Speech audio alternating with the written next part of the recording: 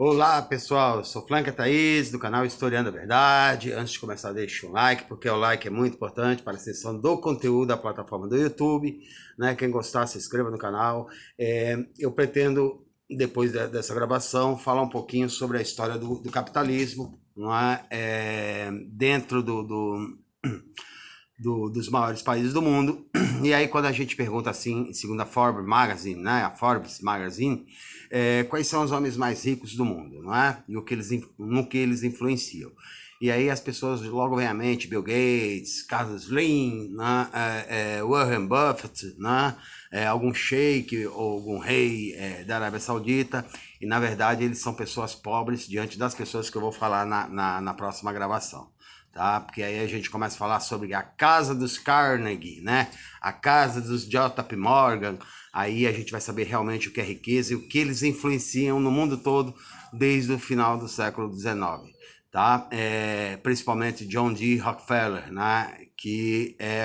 Eles são chamados os banqueiros do petróleo. Mas hoje vamos falar, agora, né, nesse momento, vamos falar das notícias que vêm ocorrendo no Brasil.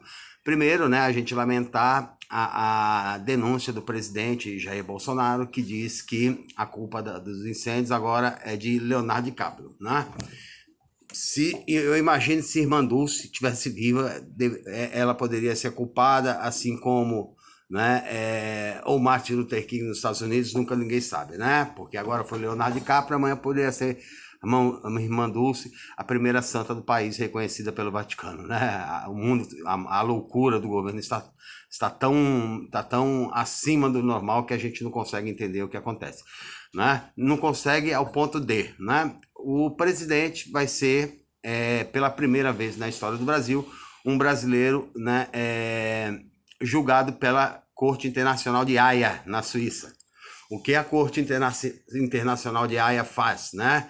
A Corte Internacional de Haia julga crimes contra a humanidade. Quem já passou por lá, né? Todos os nazistas depois da Segunda Guerra Mundial, não é? Quem passou por lá, né? Os membros da guarda pessoal de Adolf Hitler, né, depois da Segunda Guerra Mundial, né, quem passou por lá, né, os que participaram da Segunda Guerra Mundial de genocídios, né, líderes africanos como Idi Amin, né, passou por lá também, não é, e várias pessoas que praticaram crimes contra a humanidade. O que o presidente está sendo acusado, não é? Incitação a extermínio e eliminação de povos indígenas, tá? A morte do líder Paulo Guajajara, né, que era o líder de uma tribo não isolada, mas que protegiam uma das últimas tribos isoladas da Amazônia do país. O que é tribo isolada? É uma tribo que nunca teve contato com outros seres humanos, né? Parece incrível de se acreditar, mas tem povos indígenas na Amazônia que se vê um avião passando, pensa que é um grande pássaro gigante, porque não sabem que existe avião, eles estão isolados e não têm contato com o povo branco. Tá? Então está sendo acusado de incitação a extermínio desses povos, né?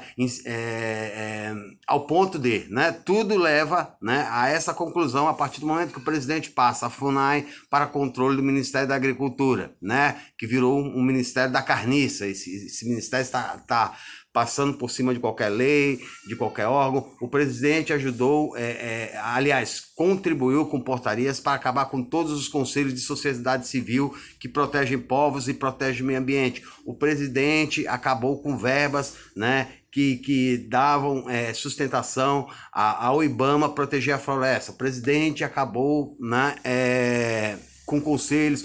O presidente acabou com as multas que existiam, né, em relação ao desmatamento ilegal. Então tudo isso leva a crer, né, e levam a denúncia partiu da Fundação Dom Paulo Evaristo Arnes e dos direitos humanos, né, para garantir a sobrevivência dos povos indígenas, que já esteve ameaçada, que todo mundo sabe que quando os portugueses chegaram aqui no século XVI, nós tínhamos quase 8 milhões de índios, e hoje nós temos 800 mil índios, né? E quase chegaram à extinção nos anos 70, né? Se não fosse a intervenção primeira dos irmãos Vilas Boas, quando criaram o Parque Nacional do Xingu, tá?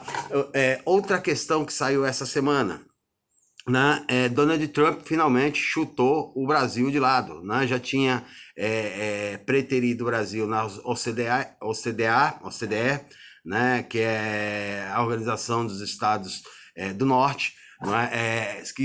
Onde vivem as potências industrializadas, e deu preferência para a Argentina. Agora foi mais um chute em relação ao Brasil. Como o dólar aumentou e as exportações agrícolas também aumentaram, não é? Isso prejudicou as relações comerciais dos Estados Unidos, a agricultura norte-americana. E o presidente Trump, que não pensa em Brasil, que não pensa em conservadorismo, que não tem esse negócio de Estados Unidos acima de tudo, a pátria, o que interessa é o capitalismo é selvagem, eles rezam por Deus, dinheiro. Donald Trump resolveu suspender as taxações de importações dentro dos Estados Unidos do aço brasileiro e do alumínio brasileiro, assim como os argentinos também. A da Argentina tem uma justificativa até, porque o presidente que foi eleito, não é um presidente de oposição, né, um presidente peronista e de oposição aos Estados Unidos. Agora o Brasil não, é um país de subserviência, tanto que deu a base de Alcântara para os Estados Unidos explorarem, que é a base mais geopoliticamente bem localizada no planeta, né, que vai permitir os Estados Unidos, inclusive, de lançar, né, satélites para vigiar povos islâmicos, né, para vigiar grupos islâmicos, e que se atacarem, né, se os Estados Unidos atacarem através de vigília da base de Alcântara, vocês imaginem a quem os povos islâmicos podem retalhar. Afinal de contas, a fronteira dos Estados Unidos é bem fechada, né, e é muito mais seguro e é muito mais fácil atacar o Brasil para retalhar do que atacar o próprio Estados Unidos. Né? Então, o Brasil foi chutado, né?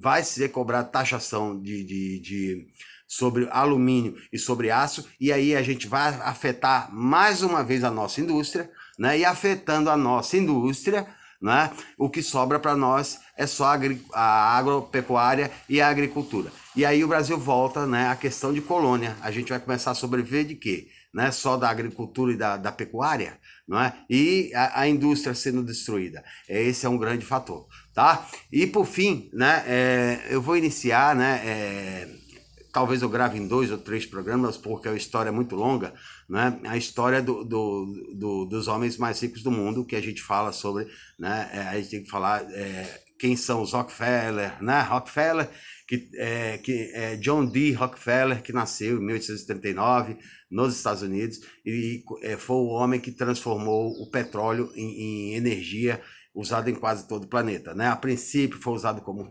querosene e depois se transformou em gasolina, né? Vamos falar do JP Morgan, né? Que são os donos de bancos, né? O JP Morgan é um dos bancos mais influentes do mundo.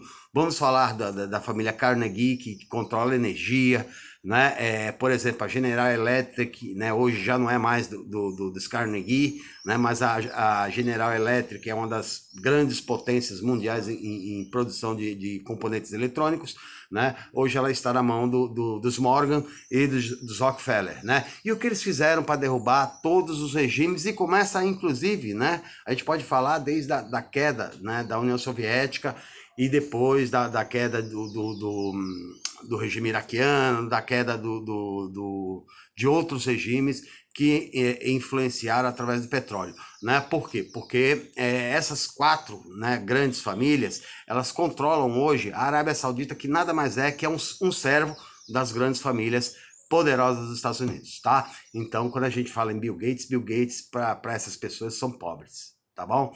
Essa é a minha participação, e mais tarde eu volto para falar sobre isso, e depois também eu quero voltar a falar um pouquinho de Karl Marx, aí vou falar sobre o fetichismo da mercadoria, e logo em seguida, né, Herbert Marcuse, né, e Eros e Civilização, tá? O conceito de Eros e Thanatos, que vem, né, de Carl Jung, mas principalmente do pai da psicanálise, Sigmund Freud, ok? Até a próxima. Foi.